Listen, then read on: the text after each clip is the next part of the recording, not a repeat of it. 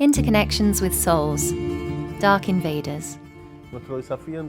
Our challenge, therefore, is to show people that many of their illnesses, problems and difficulties don't actually originate in this life, nor are they caused by psychology or something organic that affects them, but that they can have a spiritual cause.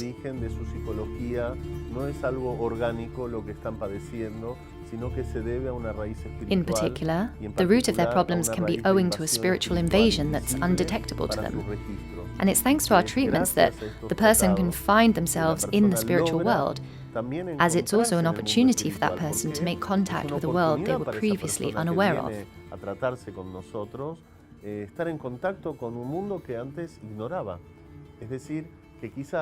Which is to say that perhaps all of that suffering, all of that flagellation, all of those invasions are actually the key to a world of spiritual evolution, a way of finding a new meaning in one's life. But we don't just come across souls in spiritual invasions. Sometimes there are other energy categories, and here we enter into another level of interconnection with dark energies, the ones that are furthest from the light.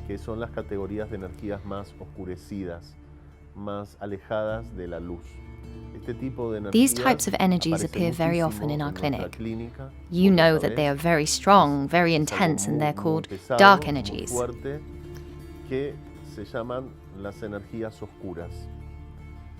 Sometimes they manifest as demons, sometimes they call themselves demons but aren't. They are souls that have made pacts, for example, with a dark entity or a dark ritual in another life.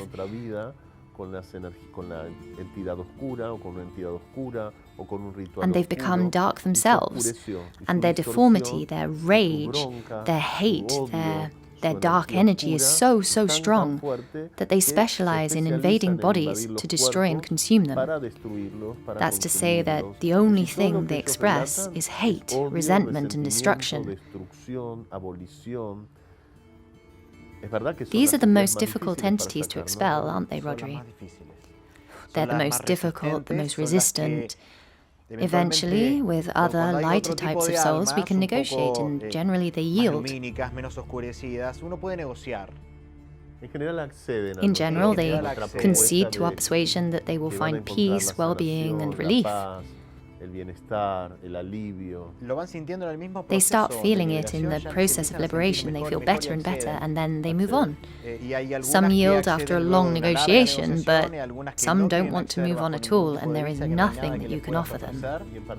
In particular, they are the ones that, in general, don't go on. And there's another large category that we call dark entities. In the book, we're going to go into a lot more detail. Here we're just giving an overview. Many people who suffer from deep depression, awful suffering, who have terrible lives, are sometimes the victims of these dark energies without even knowing it.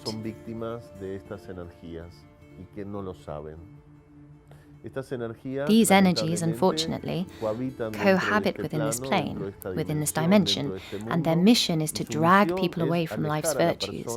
That's to say, they bring darkness over them, they make them deteriorate, they put them down in order to be able to manipulate them. To make someone more easy to manipulate and be able to use their body. Because if a person is completely well, strong, solid, I always use the analogy of a gas stove. When you have a gas stove, you try to light it, and if the gas comes out okay and the stove is clean, the flame's very strong. It's like our aura, our protective electromagnetic field. Now if, through traumas in our lives, suffering, bullying, abuse, etc., we become vulnerable, we're a little weak spiritually and also physically, this protective field starts to open, to weaken. And that can give these energies access. Yes, but sometimes even very spiritual people with a strong mental practice can be affected.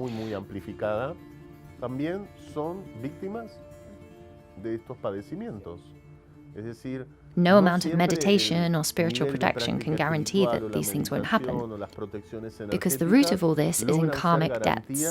The root of invasions, connection with lost souls, is always based on karmic debt. And they have the capability to manipulate the whole family. the whole family system. Many times we've seen a person who's been beaten, abused by every member of the family, abandoned, demeaned, assaulted for years. A dark, invasive soul so powerful that it can manipulate not only the person but their whole environment and is able to come and go freely.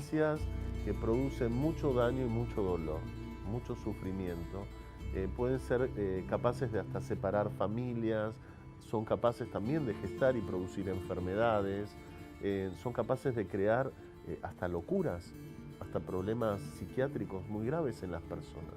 Y tiene a veces capacidad de manipular a toda la familia. A todo el sistema familiar. Nos ha pasado muchas veces de estar con una persona que fue golpeada, abusada por todos los miembros de la familia, abandonada, ninguneada, insultada durante años. Entonces, un alma oscurecida, invasora, tan poderosa que puede manipular no solo a la persona, sino a todo su entorno. Sí. Y hasta entrar y salir, pueden entrar y salir. Nuestro desafío como sanadores y liberadores de almas. And it's our challenge as healers and liberators of souls to make these entities leave people's bodies. Es más complejo que retirar un alma perdida, un poquito menos complejo que It's a lot more complex than removing a lost soul, an invasive soul in general, because these spirits don't follow normal codes or criteria.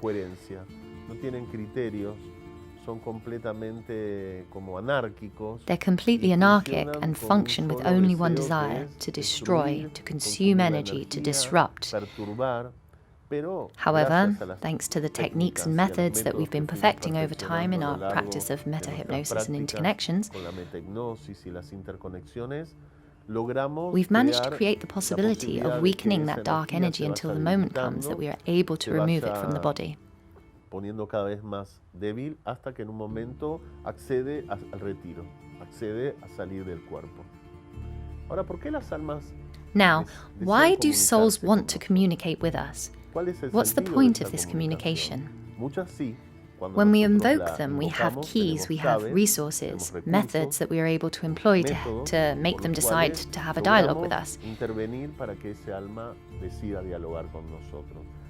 In particular, in that same trance that we use, the soul can reveal to us the necessary questions to help us heal both that soul and the patient. Todas las preguntas necesarias que nosotros deseemos saber para ayudar a la sanación de esa misma alma y del paciente. But there are still souls that decide they don't want to speak to us, or they insult us, or they appear as something very dark. That's another category of souls called obsessors. At first, these obsessed souls manifest in a very dark, negative form and avoid all kinds of dialogue. They usually insult us, they say they don't want to talk, they tell us to go away, that they don't want to leave. This is typical of obsessive or invasive souls, and it's a type of soul that is much more attached to matter and to the body. That's happened to you before, hasn't it? Esto es un clásico de las almas obsesoras o invasoras. Y es una categoría de alma mucho más apegada a la materia y al cuerpo. Esto te ha pasado, ¿verdad? Muchas veces. So many times. They start off straight away with an insult and this is my body and I'm not leaving it.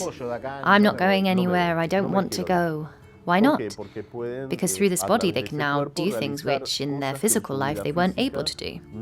And with impunity. Because they are manipulating a body that for them won't have any consequences.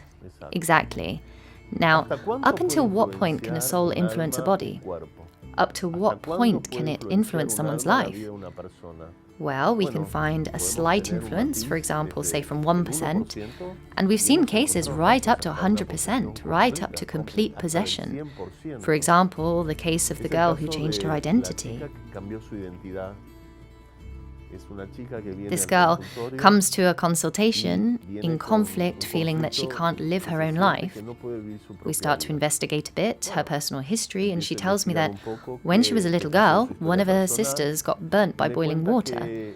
The burn caused an infection, and as a result of that infection, she died. A terrible ordeal for the family. A little after this, as she started to get a bit older, the girl needed some documents for something. And what happened was, she couldn't find her papers, and her mum said, "Okay, just use your sister's documents. Use her papers, use her name, just use all of it." So she took her dead sister's name and identification.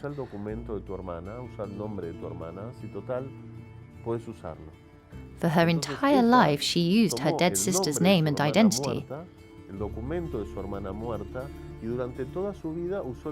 So her name was Valeria, and her sister was Julia. But to the whole world, she was known as Julia, when in reality, that wasn't her name. And I ask her, "But what happened to your papers?" And she tells me that when her father went to get the documents, he ended up getting drunk and losing them. So we enter into interconnection, the state of trance, and when I look into what is happening within her body with relation to her conflict, I see her deceased sister. And the sister says, "I'm the one who made my father lose the papers, because this life is mine now. This body is mine now. Julia isn't my sister anymore. I am Julia." A complete usurpation. A complete takeover. And there we can see up to what point a soul can influence someone, right up to changing their very identity. Another example, I met a woman who hadn't been able to find a job for 4 years. 4 years without managing to find work, and I asked her, "What happened with your previous job?" And she tells me that her ex-boss tried to make her resign, but that she didn't want to, and they ended up in court.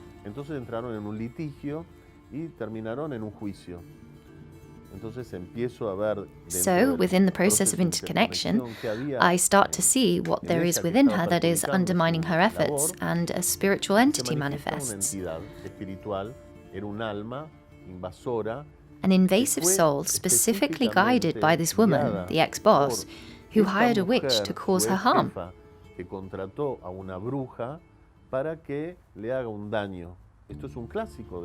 This is a classic occurrence when dealing with invasions. There are a lot of resentful, jealous people, people with grudges who contract a sorcerer to perform some kind of spiritual manipulation to cause harm to someone.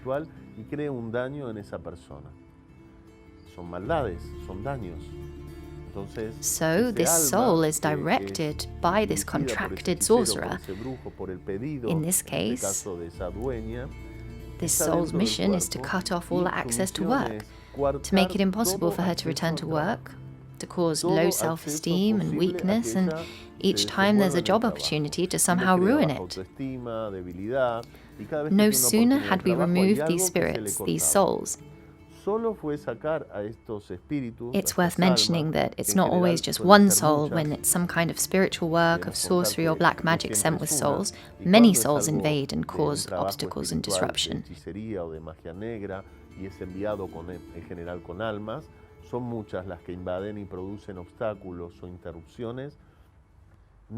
No sooner had the patient left the consultation than she was called and offered a job to start the next morning.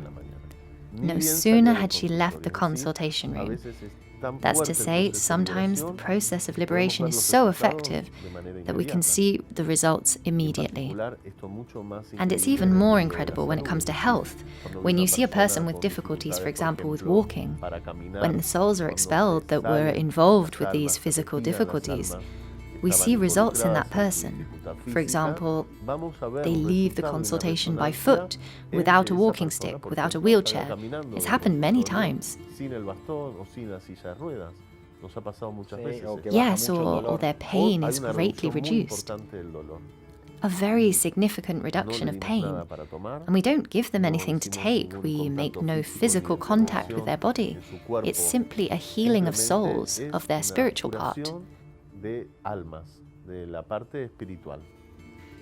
And this also complements medicine. It doesn't have to be one or the other. They can work together.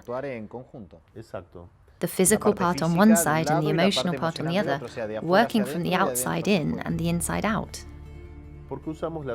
Why do we use interconnections? Because we believe that it's an amazing means of healing.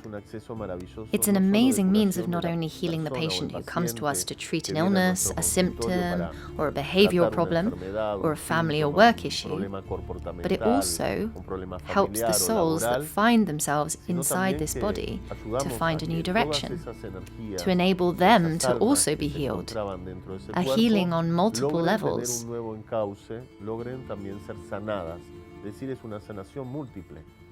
The invading souls are also healed, also liberated. Exactly.